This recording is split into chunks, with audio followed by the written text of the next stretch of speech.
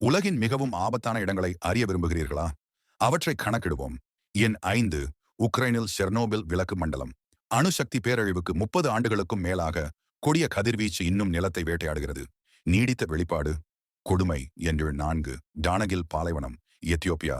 நச்சு வாயுக்கள், எரிமலைகள் மற்றும் 120 டிகிரி பாரன்ஹீட்டுக்கு மேல் வெப்பநிலை இருப்பதால் உயிர் வாழ்வது கிட்டத்தட்ட சாத்தியமற்றதாக இருக்கும் பூமியில் நரகம் என்று அழைக்கப்படுகிறது.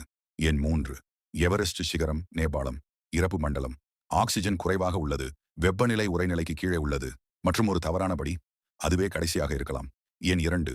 பாம்பு தீவு, பிரேசில். ஆயிரக்கணக்கான கோல்டன் லேன்ஷெட் வைவர்களின் வீடு ஒரு கடி. எல்லாம் முடிந்துவிட்டது.